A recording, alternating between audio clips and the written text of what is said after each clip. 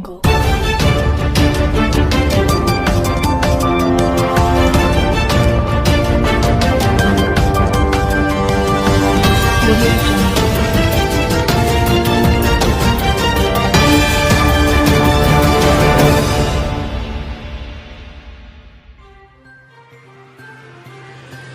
स्वागत है दोस्तों NIC न्यूज में। तो आज होगा 3 सितंबर 2020 दिन बृहस्पतिवार। तो आइए जानते हैं आज देश दुनिया की तमाम बड़ी खबरों को। तो सभी खबरों को जानने से पहले आपसे एक छोटी सी प्यार भरी रिक्वेस्ट है दोस्तों कि अगर अभी तक हमारे इस चैनल को सब्सक्राइब नहीं किए हैं तो प्लीज सब्सक्राइब कर लें, ताकि हमारे आने वाले सभी वीडियोज का नोटिफिकेशन आप तक सबसे पहले पहुँच सके। तो आइए फटाफट चलते हैं आज की तमाम बड़ी खबरों के तरफ। जैसा की आप देख पा रहे होंगे कि MP के निजी स्कूलों को हाई कोर्ट से झटका, कोरोना काल में स्कूल सिर्फ ट्यूशन फीस ही ले सकेंगे। जैसा कि आपको बताएं दोस्तों, तो MP के हाई कोर्ट ने निजी स्कूलों को बड़ा झटका दिया है।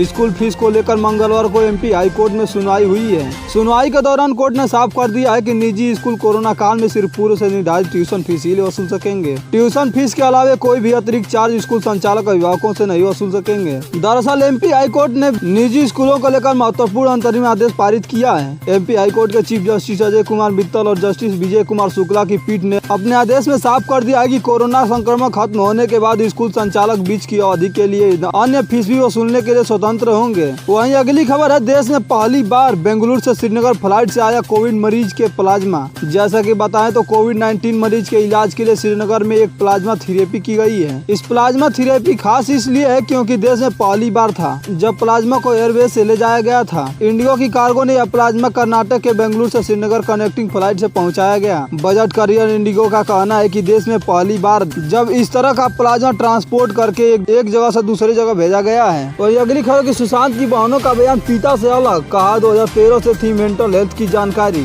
जैसा कि सुशांत राजपूत को आप लोग जानते होंगे दोस्तों, सुशांत राजपूत की मौत के मामले में CBI उनके परिवार के सदस्यों के अलग अलग बयानों पर आगे बढ़ रही है। एक रिपोर्ट के अनुसार CBI का उन बयानों पर खास ध्यान है जिनमें परिवार के 2 सदस्यों ने कहा है 2013 से ही लो फील कर रहे थे और उन्होंने उस वर्ष मनोरोग संबंधी मदद ली थी। एक अन्य बयान में कहा गया है कि वो 2013 में फिल्मों को छोड़ना चाहते थे। सुशांत सिंह राजपूत की 4 बहनों में से 2 प्रियंका तंवर, नीतू सिंह और मनोज सिद्धांत तंवर के बयान उनकी मृत्यु के 2 दिन बाद मुंबई पुलिस को दिए गए थे। अपने बयान में सिद्धांत ने यह भी कहा था उन्हें लगता है कि सुशांत ने चिंता और अवदास के कारण आत्महत्या की है। वहीं आगे की खबर है कि मलबे में दबकर हुई मौत, ITBP जवानों ने कंधे पर लादा 8 घंटे पैदल चलकर घर पहुंचाया। जैसा कि विस्तार से बताएं तो उत्तराखंड के पिथौरागढ़ में ITBP के जवानों ने मानवता मिसाल कायम की। यहाँ मलबे में दबकर एक शख्स की मौत हो गई। उसके बाद मृतक का शव उसके घर तक पहुँचाया। इस दौरान ITBP के जवान लगभग 8 घंटे तक लगातार पहाड़ी रास्तों पर शव लेकर पैदल चले।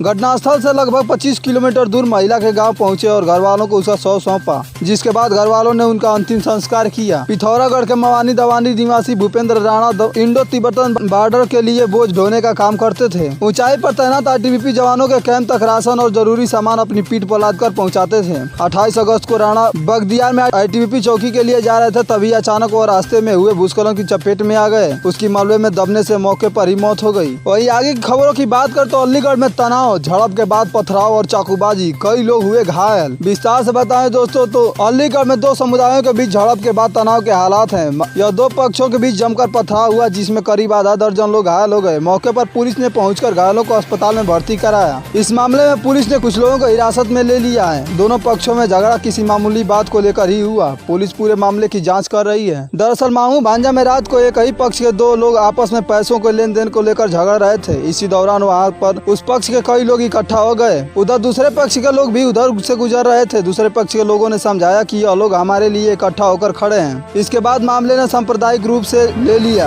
देखते ही देखते एक पक्ष के 2 लोगों के बीच की मामूली लड़ाई 2 पक्षों के बीच पथराव में बदल गई। वहीं देखिए, अगस्त में GST से आया 86,449 करोड़ का राजस्व, कई राज्यों ने केंद्र का ऑफर ठुकराया। बता दें कि अगस्त में वस्तु और सेवा कर रेवेन्यू 86,449 करोड़ रहा, जो जुलाई में एकत्र 87,422 करोड़ से 1% कम है। वित्त मंत्रालय द्वारा मंगलवार को जारी आंकड़ों के मुताबिक साल दर साल के आधार पर अगस्त 2019 से जीएसटी संग्रह में 12% की गिरावट दर्ज की गई है। राज्यवार आंकड़ों से पता चलता है कि उत्तर प्रदेश और राजस्थान से संग्रह में मामूली वृद्धि दर्ज की गई है, जबकि हरियाणा और राजस्थान में मामूली कमी देखी गई है। प्रमुख राज्य जो जहां भी एक महत्वपूर्ण गिरावट आई है उनमें महाराष्ट्र, पश्चिम बंगाल और तमिलनाडु और कर्नाटक भी शामिल है। वहीं देखिए भयंकर चेतावनी निकल के आ रही, 12 रूप बदल चुका बहुरूपीय कोरोना। अब वैक्सीन के असर को लेकर टेंशन में एक्सपर्ट। जैसा कि बता दें दोस्तों, तो भारत में कोरोना वायरस का संक्रमण तेजी से फैलता जा रहा है। इस बीच अब सबकी निगाहें हैं कोरोना वैक्सीन पर। वैक्सीन के ही आने से लोगों की जिंदगी वापस पटरी पे आ सकती है, लेकिन एक नई स्टडी में विशेषज्ञों ने इस वायरस के बदलते स्वरूप को पाया है। ये बहुत ही चिंता का विषय है। अगर ये वायरस बार बार अपना स्वभाव बदलता रहा तो वैक्सीन के असर में भी फर्क आ जाएगा और संभव तो ये भी है कि वैक्सीन भी इसके संक्रमण को न रोक पाए। वहीं एक और खबर निकल के आ रही है कि तनाव का असर। रूस गए राजनाथ ने चीनी रक्षा मंत्री से मुलाकात से किया इनकार। जैसा कि बता दें तो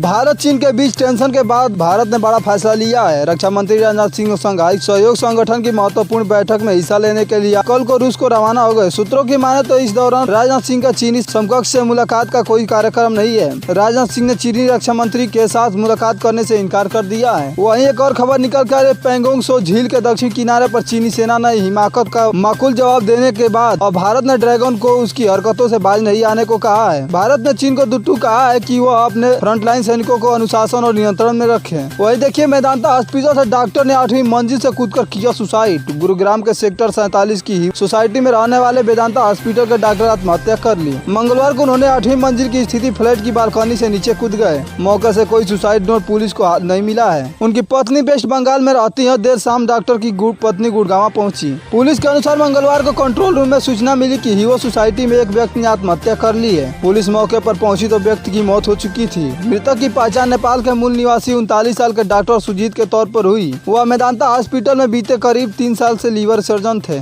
वहीं उत्तर प्रदेश एक और खबर निकाल के आई कि वृंदावन में यूक्रेन की महिला से रेप, आरोपी पाकिस्तानी युवक गिरफ्तार। यूपी में विदेशी युवती से बलात्कार का मामला सामने आया है। उत्तर प्रदेश में बीते 5 साल के एक दिन विदेशी युवती अपने माता पिता के साथ रह रही थी, जिसके साथ एक घिनौनी हरकत की गई है। इस घटना का आरोपी आनंद नामक एक युवक बताया जा रहा है। साथ ही ये भी बताया जा रहा है कि ये युवक पाकिस्तानी के कराची का रहने वाला है। हालांकि इस समय युवक पुलिस की गिरफ्त में है। दरअसल युवती बीते 5 सालों में अपने परिवार के साथ रह रही थी। विदेशी युवती ने रेप का आरोप आनंद नाम के एक शख्स पर लगाया है। पुलिस ने शख्स को हिरासत में ले लिया है। फिलहाल अभी तक शख्स के बारे में पूरी जानकारी नहीं मिल पाई है। पुलिस जाँच भी कर रही है। वहीं पीड़ित विदेशी युवती का मेडिकल कराया जा रहा है। जानकारी के मुताबिक युवती यूक्रेन की रहने वाली है और नाबालिग भी है। वहीं बात करें आज के सोने चांदी की रेटों की, तो आज सोना दिल्ली के सराफा बाजार में 51,320 रुपए प्रति 10 ग्राम पर रहा है। वहीं चांदी भी 70,000 रुपए प्रति किलोग्राम पर रही है। बात करें आज के पेट्रोल डीजल की रेटों की, तो आज दिल्ली में पेट्रोल की कीमत 82.8 रुपए प्रति लीटर रहा है। वहीं डीजल भी 73.56 रुपए प्रति लीटर रहा है। वहीं बात करें आज ये कोरोना अपडेट्स के बारे में, तो जैसा कि बता दें दोस्तों कि आज पूरे भारत में रिकॉर्ड तोड़ 68,357 नए केस आए हैं। वहीं 62,026 रिकवर भी हो चुके हैं। वहीं मरने वालों की संख्या 1,045 हो गई है। वहीं बात करें आगामी 24 घंटों की मौसमी पूर्वानुमान की, तो अगले 24 घंटों के दौरान बिहार, पश्चिम बंगाल, ओडिशा, सिक्किम, असम, मेघालय, दक्षिण भारत में आंतरिक तमिलनाडु, केरल और कर्नाटक तथा उत्तर प्रदेश में जम्मू कश्मीर में हल्की से मध्यम वर्षा के साथ कुछ स्थानों पर भारी बारिश हो सकती है। वहीं पूर्वोत्तर भारत के बाकी भागों में छत्तीसगढ़, तेलंगाना, तटीय कर्नाटक, उत्तरी आंतरिक कर्नाटक, हिमाचल प्रदेश, राजस्थान के पश्चिमी हिस्सों तक, लक्षद्वीप और गुजरात में भी हल्के से मध्यम बारिश होने की संभावना है। वहीं पूर्वी मध्य प्रदेश, पूर्वी राजस्थान, उत्तराखंड और पंजाब के कुछ हिस्सों में हल्की बारिश होने की अनुमान है। इसी के साथ हमारा NIC न्यूज वीडियो समाप्त होता है। अगर आपको यह वीडियो पसंद आए तो प्लीज लाइक और शेयर जरूर करें। धन्यवाद।